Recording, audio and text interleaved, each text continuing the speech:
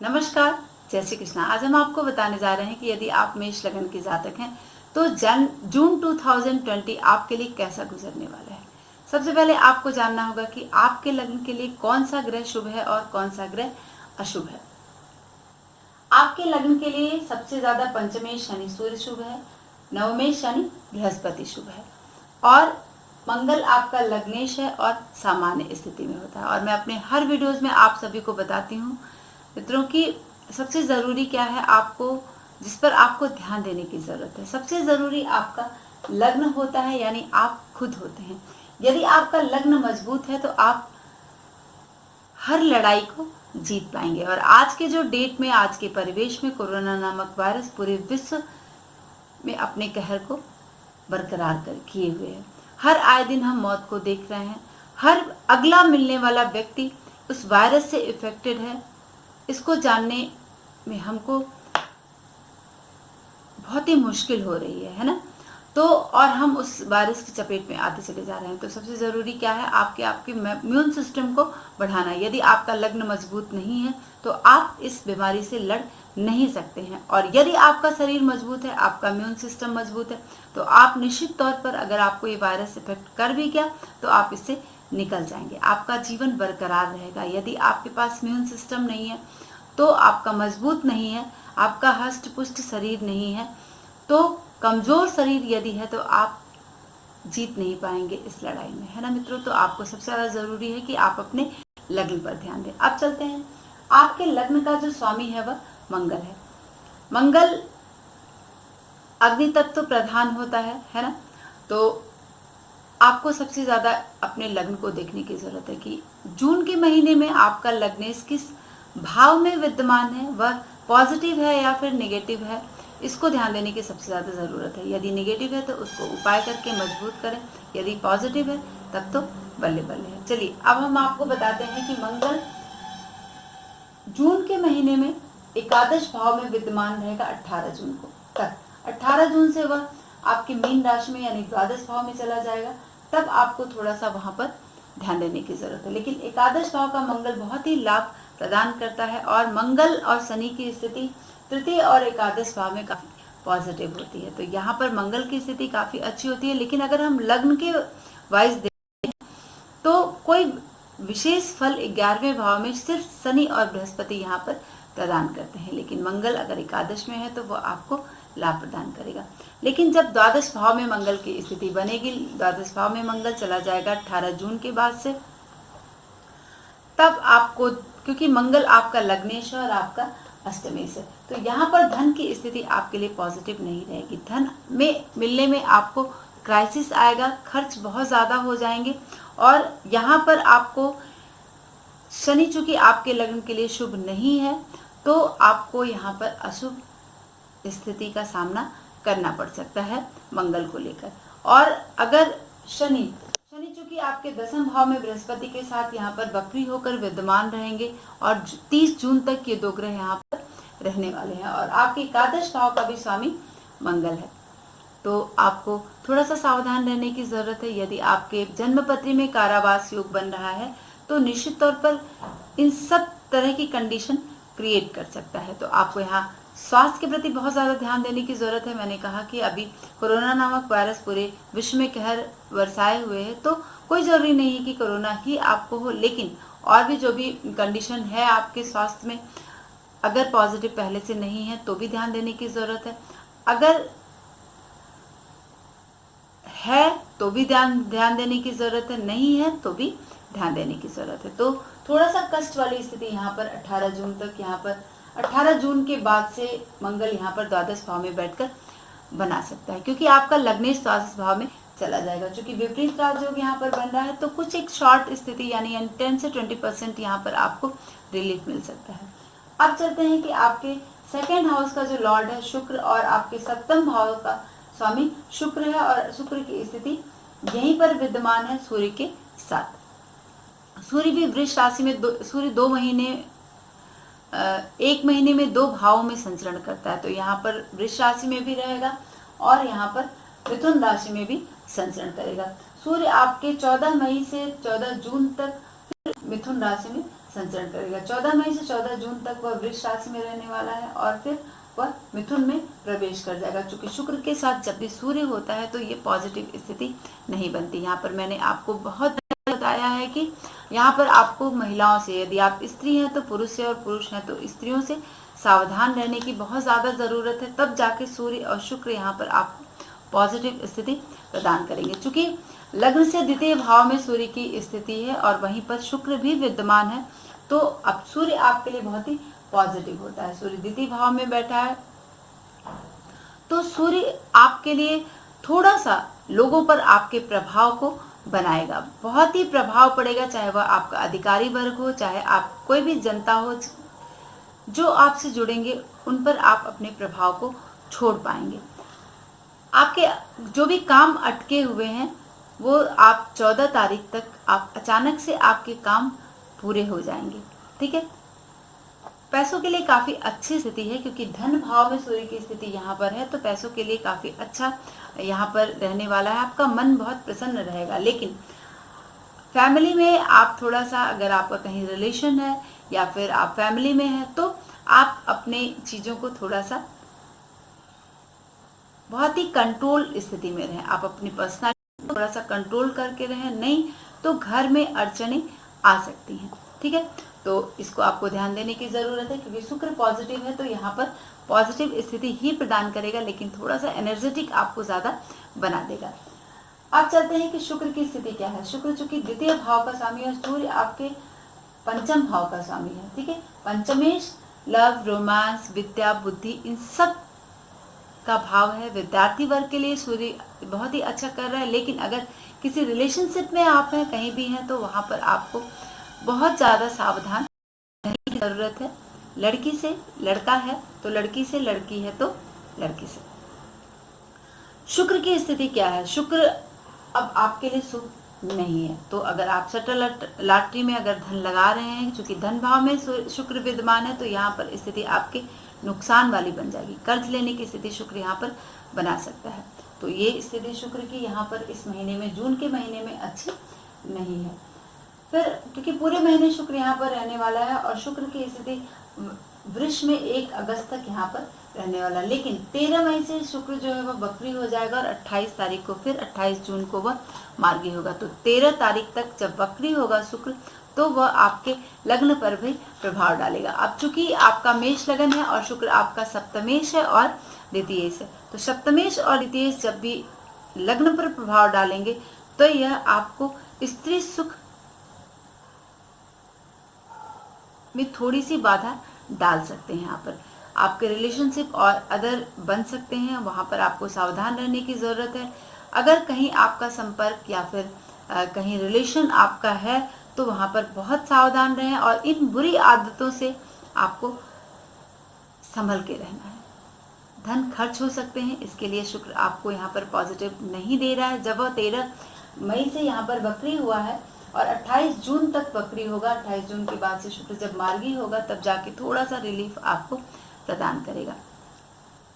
फिर सूर्य की स्थिति आप देख लें कि सूर्य की स्थिति आपके तृतीय भाव में यहाँ पर राहु और बुध के साथ विद्यमान है। क्योंकि राहु तृतीय भाव में बहुत अच्छी पोजीशन में होता है, अच्छी कंडीशन में होता है और बहुत ही लाभ प्रदान करता है, लेकिन सूर्य वहाँ पर राहु के साथ विद्यमान है तो एक पितृ दोष बना रहा है। ठीक है, तो ये देखिए कि आप पितृ दोष राहु की बन रहा है और मिथुन बुध जो है वह 3 अगस्त तक मिथुन राशि में रहेगा और 2 अगस्त के बाद से 21 जून को अस्त हो जाएगा। 2 अगस्त से 21 जून 2 अगस्त तक बुध यहाँ पर रहने वाला है, लेकिन वह 21 जून से अस्त हो जाएगा। तो जब बुध अस्त हो जाएगा तो यहाँ पर बुधादित्य योग भी नहीं बनेगा, क्योंकि स्वराशि में यहाँ पर बुध विद्यमान है और कालपुरुष की कुंडली में बुध का घर भी यही है। ठीक है, तो राहु और सूर्य यहाँ पर आपको थोड़ी सी दिक्कत प्रदान कर सकते हैं। सूर्य चूंकि आपका पॉजिटिव है, आपके लिए शुभ है और तृतीय स्थान में बैठेगा, तो यहाँ पर आपको थोड़ा सा अधिकार प्रदान करेगा। अधिकार में आपको कोई भी दिक्कतें अगर आ रही हैं तो वो सिर्फ और सिर्फ राहु के साथ बैठने की वजह से आएंगे और बुध भी अस्त हो जाएगा। यहाँ पर आप देखिए कि बुध की स्थिति 21 जून से यहाँ पर अस्त वाली बन रही है और वक्री भी हो जाएगा। तो बुध यहाँ पर पॉजिटिव नहीं रह जाएगा 21 जून के बाद से। तो आप जो भी काम है वो जल्दी जल्दी से निपटा लें, और लोगों पर आपका प्रभाव बढ़ चढ़कर रहेगा सूर्य की वजह से। बेरोजगार अगर हैं तो नौकरी मिलने के चांसेस बढ़ जाएंगे आपको लास्ट में सूर्य की वजह से। वह शुभ काम आपको कराएगा, अच्छे काम सूर्य यहाँ पर आपको कराएगा जब वह तृतीय भाव में यानी मिथुन राशि में संचरण करेगा। धनार्जन बहुत ही अच्छा होगा और धनार्जन की शुरुआत हो जाएगी। यहाँ पर आप घर से दूर रहने की स्थिति यहाँ पर बन रही है, प्रवास की स्थिति सूर्य यहाँ पर बना रहा है। जब वह तृतीय भाव में बुध और राहु के साथ विद्यमान रहेगा तो थोड़ी थोड़ी सी अड़चनों के साथ सूर्य यहाँ पर बहुत ही पॉजिटिव आपके लिए दे रहा है। लेकिन राहु भी यहाँ पर पॉजिटिव देता है तृतीय में, लेकिन चूंकि सूर्य और राहु एक साथ हैं तो पिता से लेकर थोड़ी सी दिक्कतें आना, अधिकारी वर्ग से दिक्कतें आना, इन सब चीज़ों में यहाँ पर बाधाएं थोड़ा सा क्रिएट करेगा। लेकिन फिर भी सूर्य पॉजिटिव है तो वो अपने काम को पूरा करवाएगा ही करवाएगा। अब आप देखिए कि तृतीय भाव का ही स्वामी बुध है और आपके छठे भाव का स्वामी बुध है। बुध यहाँ पर तृतीय भाव में विद्यमान रहेगा, लेकिन वह 2 अगस्त के बाद से मिथुन राशि में 2 अगस्त तक यहाँ पर रहने वाला है, लेकिन 21 जून को वह अस्त और वक्री हो जाएगा।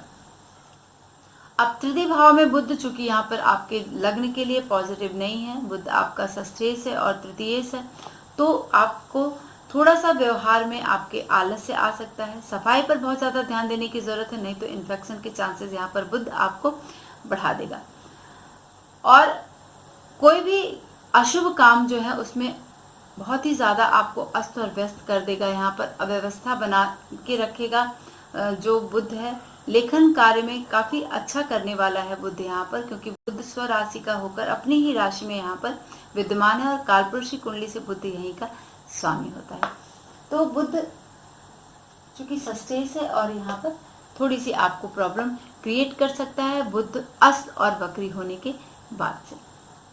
वक्री होगा तो आपके द्वितीय भाव पर भी प्रभाव डालेगा, और द्वितीय भाव पर प्रभाव डालकर बुध यहाँ पर आपको थोड़ा सा फौजदारी के कामों में उलझा सकता है, क्योंकि अस्त और वक्री हो जाएगा 21 तारीख के बाद से। इन सब चीज़ों में आपको बहुत सावधान रहने की ज़रूरत है। किसी भी दस्तावेज पर अगर आप हस्ताक्षर कर रहे हैं तो बहुत ही सोच समझ कर करें, नहीं तो आपके साथ धोखा हो सकता है या गलती से आपके साथ कोई इस तरह की प्रॉब्लम खड़ी हो सकती है जिसमें आपको पछताना पड़ जाएगा।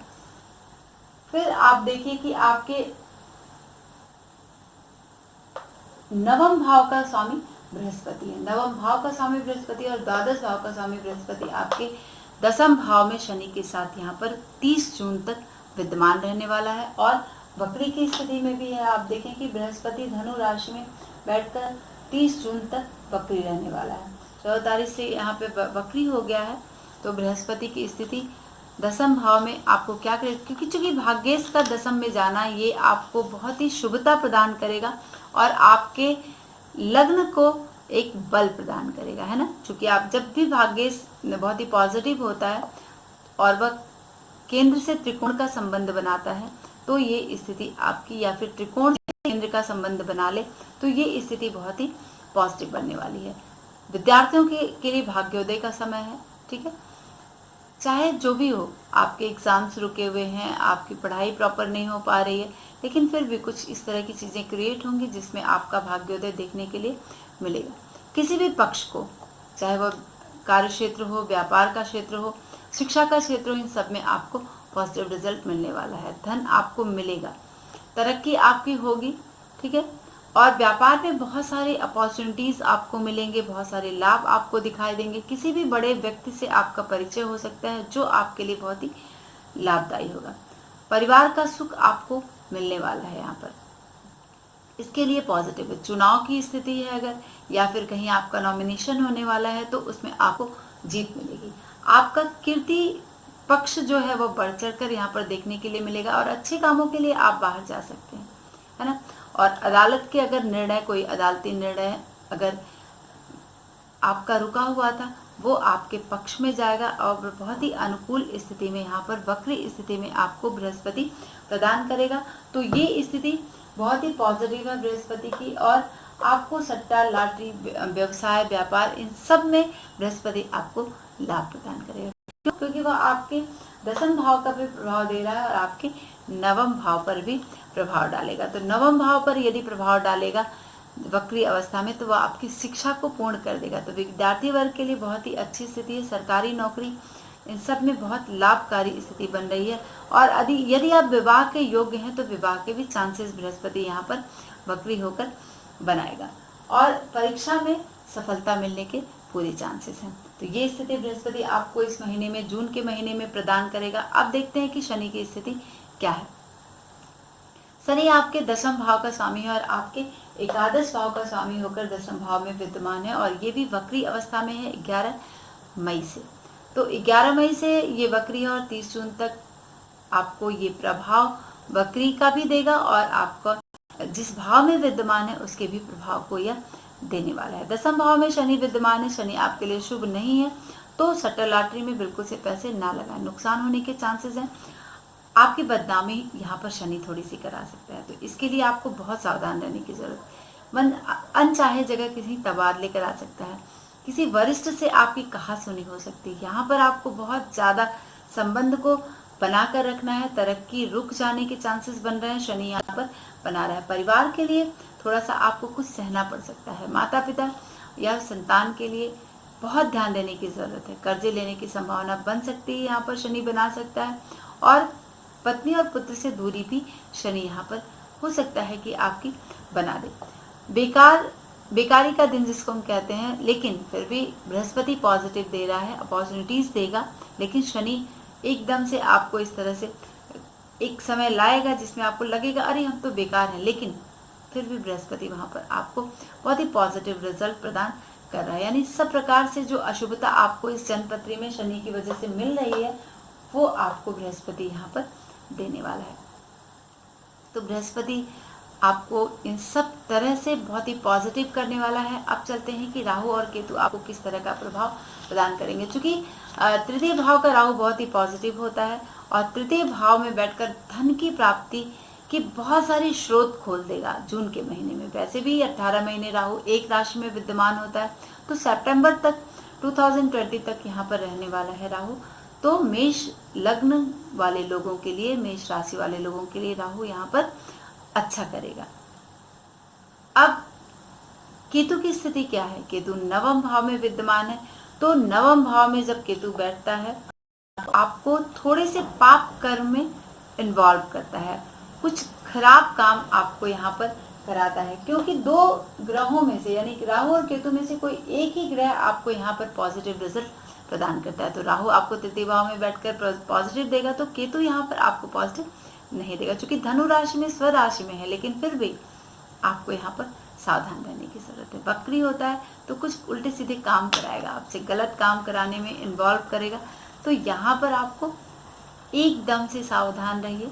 लेकिन सूर्य और बृहस्पति आपको बहुत सारी अपॉर्चुनिटीज देगा, आपको अधिकार प्रदान करेगा, आपको शिक्षा के क्षेत्र में लाभ प्रदान करेगा, तो ये आपके लिए बहुत ही पॉजिटिव है। तो जो भी मेष लगन के जातक हैं उनको शनि की आराधना बहुत ही मस्त है, बहुत ही ज़रूरी है, तब जाके आपको पूरा ये जून का महीना आपके लिए पॉजिटिव होने वाला है। क्योंकि दो बड़े ग्रह शनि और बृहस्पति यहाँ पर वक्री रहेंगे, बुध भी वक्री अवस्था में यहाँ पर आपको फल प्रदान करेगा, तो आपको शुक्र भी वक्री हो जाएगा, यानी 4 ग्रह आपको वक्री का फल यहाँ पर प्रदान करेगा। और शुक्र आपको गलत कामों में इन्वॉल्व करेगा, रिलेशनशिप बनाएगा, तो यहाँ पर आपको थोड़ी सी बदनामी दे सकता है, चूंकि सूर्य विद्यमान है। तो मित्रों, अगर आपको हमारा ये विषय पसंद आता है, हमारे वीडियोस अच्छे लगते हैं, तो आप अपने दोस्तों में साझा जरूर करें और हाँ, हमारे चैनल को सब्सक्राइब करें। और अगर आप सब्सक्राइब करते हैं तभी आपको प्रॉपर नोटिफिकेशन मिलेगी और आप किसी भी विषय की जानकारी ले सकते हैं। आज के लिए बस इतना ही। नमस्कार, जय श्री कृष्ण।